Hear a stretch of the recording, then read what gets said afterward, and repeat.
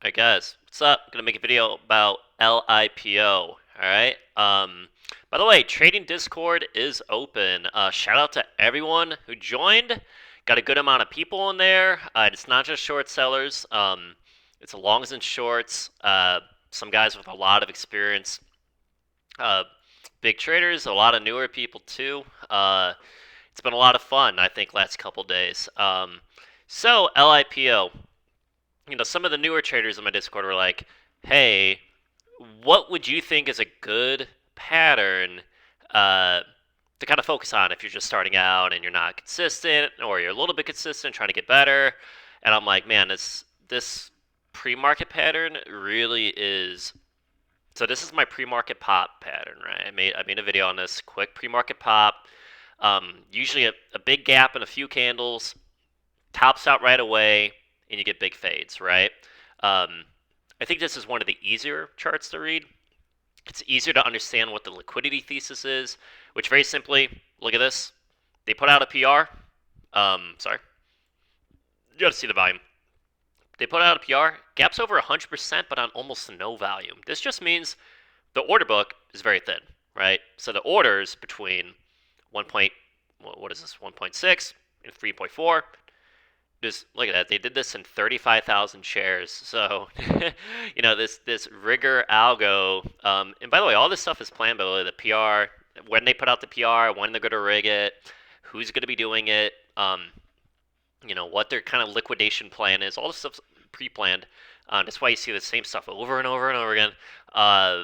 You get a big gap on very little volume, and it's only after the pullback comes does retail see this and start trying to trade it, right? Because it's a big gapper, it must be strong, that type of thing. And the way pre-market pop works is either it tops right away, in this case that's what it did, or it makes one more push, pulls back down. In my trade Discord, I have an entire channel devoted to sorry, here we go. Devoted. Quick pre-market pop and a few candles. I have probably, I don't know, 40, 50 examples so far. I can find more. I can find a lot more. This happens over and over and over again. The only thing about this pattern is you got to be quick. I use Thinkorswim as my scanner. I believe I have an old video showing my scanner settings to kind of alert you to. But also, if you're in a room like mine, you'll also get people who just say it when they see it. But yeah, either way, it's one of those patterns you got to see right away. But if you do see it right away, and you recognize, you look at the volume, you look at the reaction, you see how it's trading. You can get in this type of trade really early, and a lot of times around trips. Some of these, I mean, this is a very interesting chart, but um, a lot of these will just fade into market open. You'll get an 8 a.m. pop, you just short it, $3, and you'll get a fade to 1.8, 1.7, 1.6 by market open, right? Very painless, straight down. So it faded. I was making coffee and hanging out with my daughter, so I actually missed the pop, and I had a short into the VWAP rejects. But I was like, all right, that's fine. Like as long as it goes, this type of pattern, it goes straight down. So, um, yeah, I'll just take the obvious VWAP resistance and play that trade, and hopefully it just goes down into the open. It didn't happen. What happened instead is we got a bounce, and then we got a bunch. Oops, gotta move my chart over. Got a bunch of volume came in, actually bigger volume than what came in earlier. And usually, what that means is the market maker who's moving the stock is accumulating some shares, and it usually means some type of market open move is going to happen, right? If you see big volume down here, that's more significant than volume that was trading to the left. It is a bullish factor. That doesn't necessarily mean it's going to break high today. It just means I'm expecting, and I said this in my Discord, in my trade Discord, I said, let's see. I said, this is an interesting reclaim. I'm talking about the pre-market reclaim. I'm interested to see what the market open volume is because I know based on this volume and based on this price action, there's going to be some type of market open volume. They're accumulating some shares here. I'm interested in seeing how much volume and how consistent, right? Is it going to be 500K or is it going to be 1.5 million? Or is it going to be 200K? You know what I mean? All that, and what's the consistency to look like? 930, 931, 932. That shows accumulation, right? So market open, click, click, click, click, click, click, click. 600K, which is decent, but not amazing. It's not like insanely strong. And also low floats ever since the Seco TPST craziness kind of died down. Low floats have been kind of struggling a little bit, so market conditions aren't super strong. This volume is okay, not amazing for a $2 stock. It's okay. I'm expecting some type of push, but during this push, I've been using Bookmap a lot more, and I noticed they start stacking a bunch of offers at 2.6, 2.65, 2.7. And even though the volume is there, you know, you got this 800K candle, they're just filling all these orders, and it's the volume's there, but it's not pushing very far. So when you get kind of like this grindy action to the upside, um, it's possibly bearish, right? Because it just shows it's struggling so much. But I'm looking for some type of like long trappy pattern, right? So I see these lower highs here. See these lower highs here. You know, this is 2.68. This is 2.61. I'm like, all right, some lower highs to the left they could be targeting. Um, this thing's the volume's okay, but not amazing. Especially the volume on the pullback is not super impressive. So it's making me think there's like not a whole lot of liquidity in this. Um, we get the 2.7 tap, and then it starts to pull back. It's kind of hanging out. Now it's trading 400K, which is not super impressive. And by the way, on the book map, from 2.7 all the way up to 2.8, there was like 50K, 50K, 50, like just all these orders on the ask increasingly high. The ask was very, very thick to the upside. So I'm like, man, like, yeah, it's grinding higher, but like it's gonna need a really, really like get a lot of volume to push through 2.8. So, you know me, I always like the short, long trappy patterns, you know, stuff that any retail long is going to think is strong. What do we get? We get a support crack. It starts to soak, and we start to get a push towards 2.7. And in this case, I was looking at all the offers up here at 2.7 on the book map, 2.75, 2.8, and I'm just like, man, dude, this was already getting like 400K, 200K. This is doing like this grindy, like it's really struggling the push. Pre-market pop is a bearish. This is you got to remember this is a pre-market pop too. That's a bearish factor, right? Usually this type of pattern never gets reclaimed, right? Like something that makes a little low volume pop like this and pulls back, like the odds of high day squeezing, I almost never seen it happen, honestly, if the criteria is good enough. But yeah, so I'm adding, a lot of shorting is just adding bearish factors in your head. And then I like to see, a retail type of, long, chase, type of move, support crack, right down near VWAP with a big push, with big volume. And I like to make a judgment call. Hey, do I even think this is going to break 2.7s? I saw it push to 2.65, 2.66, and it kind of stood there for like 10, 15 seconds, and I saw all the offers up higher. I was like, you know what? I'll just go in here. It's like, I'll just go in here. I'll risk above all these offers on the ask, and that'll just be my trade. Luckily, it worked right away. They bounce it off VWAP. Retail likes to buy off VWAP and then crack it. But the only thing else I want to talk about here in terms of being short, you'll see a lot of these moves. You'll see a lot of moves where like cracks, pushes, You see big volume come in.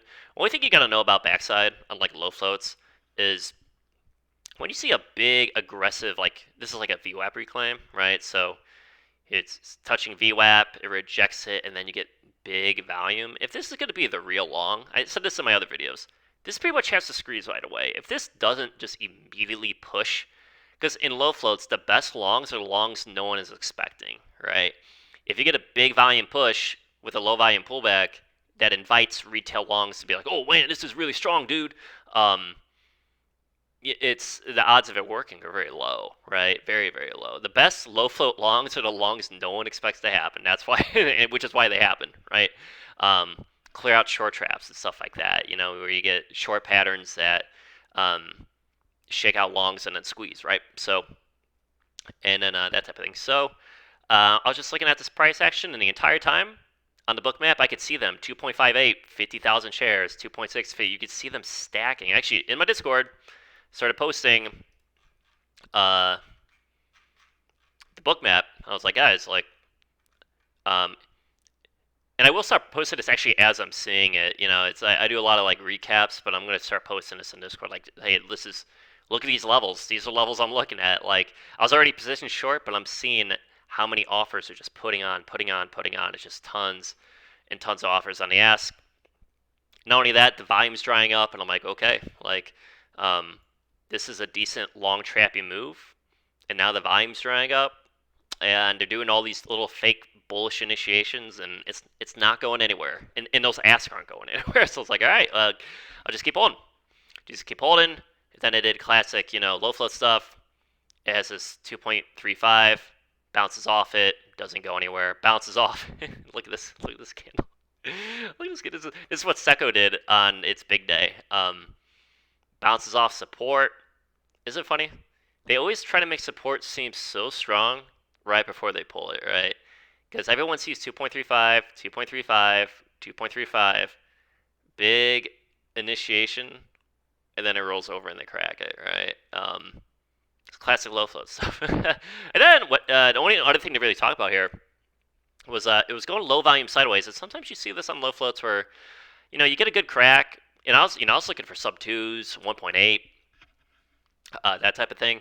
Then it starts going zero volume sideways, and sometimes it just goes sideways into the close. Doesn't really go down, doesn't really go up. But again, in Discord, right around here, they're like, Jason, what do you think about this about these higher lows? And I'm just like, man, I'm really just waiting to see if any volume comes above 2.4, right? And the only thing you gotta know about this is when you have very low volume soak, like very, very, like, look, dude, this is trading like 5,000 shares a minute, 2,000 shares a minute. Like, essentially what they're doing is they're spending, that is 4.5 hours. They're spending 4.5 hours soaking shares, right? You have VWAP, you have 2.5, you have these lower highs, you have all this stuff. They spend 4.5. They spend all day soaking this, soaking this, soaking this. And a lot of times when you get these big, hyper aggressive pushes with a lot of volume coming in, again, a lot of people think, oh, this is going to squeeze high today. But on low volume soak like this, a lot of times they're just targeting a level. Like what level they go to target. In this case, it was 2.5, VWAP, some obvious levels. They break the level they want. And now on the pullback, again, in the Discord, I said, hey, now this can fade to $2, right? They build the higher lows, they long trap it, and then the higher lows get broken. That's usually how it works, right? They make it look really bullish. They do the long trap, and then they pull the bids. Everyone gets stopped out. And yeah, look at that. Like from here to here, that's only half an hour straight down. What is that? That's a 60-cent move in half an hour on a stock that was going sideways for 4.5 hours, right? So interesting chart. Traded it well. Sadly, I didn't get MTC, so this was kind of my trade for the day. So Discord down below. We talked a lot about this one. It was very interesting. Like I said, shorts and longs in there. Some really successful guys in there. It's been some good conversation. Fun first 2 days. And yeah, man, this is really one of those beginner patterns that, especially in the pre-market, that I would learn. All right, this is doesn't happen every day. Sometimes it happens in clusters. You'll get like 3 in 1 week. You'll go a whole week with, I think we only saw it once this week. But it's just one of those. It's one of those really A plus type of pre-market setups. You just have to go on my Discord, look at 40, 50 examples, because there's always, think about charts as there's always variations of things that happen, right? So you have to just become familiar with all the variations. What's the volume looking like? What's the price action looking like? My general rules of thumb, either it tops out right away or it makes one more push, and usually that second push is like it's hyper aggressive and then tops out. You'll see tons of examples in the disc if you join. So it's through Patreon. Link is below. Join the Patreon. You get instant Discord access. You can see a lot of examples of quick pre-market pops, and yeah, and you can trade in the future. So hope that was a good one. Super bearish factor, some interesting market open action. A nice little trade. I wish my average was in the threes and not in the 2.6s, but whatever. So, all right, have a good one, guys.